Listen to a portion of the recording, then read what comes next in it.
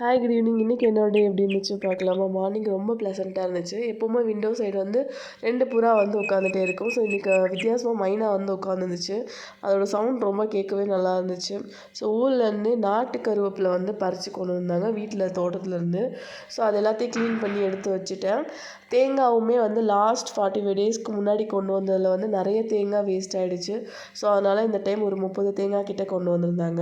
So idli rice கூட நான் வந்து அவல் சேர்த்து அரைச்சா அந்த இட்லி ரைஸ் நல்லாயிருக்கும்னு சொல்லிட்டு ஒரு 3 டைம்ஸ் கிட்ட ட்ரை பண்ணி பார்த்தா ரொம்ப சூப்பராக இருந்துச்சு. ஸோ ஊற வச்சுட்டு 6 ஹவர் கழிச்சு ஈவினிங் வந்து நான் அரைச்சிட்டு ஸோ பசங்களை டியூஷன் விட்டுட்டு வர்ற வழியில் அந்த சங்குப்பூ இருந்துச்சு. ஸோ த்ரோட் பெயினாக இருக்குன்ட்டு குடிக்கலான்ட்டு பறிச்சுட்டு வந்தேன். ரிட்டர்ன் வரும்போது கீழே கிரவுண்ட் ஃப்ளோரில் மணி பிளான்ட் நிறைய வச்சுருப்பாங்க. ஸோ இந்த குருவி அதில் உட்காந்துருக்குதே கண்டிப்பாக யாருனாலையும் கண்டுபிடிக்கவே முடியல. பட் நான் நோட்டீஸ் பண்ணிட்டேன். ரொம்ப க்யூட்டாக இருந்துச்சு. ஸோ அதுக்கப்புறமேல் மாவெல்லாம் ஆட்டிட்டு உப்பு போட்டு எல்லாத்தையும் மிக்ஸ் பண்ணி வச்சுட்டேன். இன்றைக்கி குவான்டிட்டி உங்களுக்கு பார்த்தாலே தெரியும், நிறைய மாவு ஆட்டியிருக்கேன்.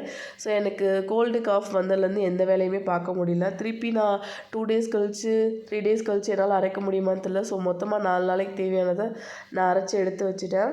ஸோ இன்றைக்கி டின்னருக்கு வந்து சிக்கன் 65 கேட்டிருந்தாங்க. ஸோ தந்தூரி பவுடர் போட்டு நான் பண்ணேன். அதுக்கப்புறமேல் வந்து சிக்கன் ப்ரெஸ்ட் பீஸில் வந்து புலாவ் மாதிரி பண்ணி கொடுத்தேன்.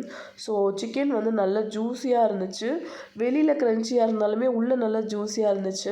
ஸோ என்னோட டே இப்படி தான் போச்சு.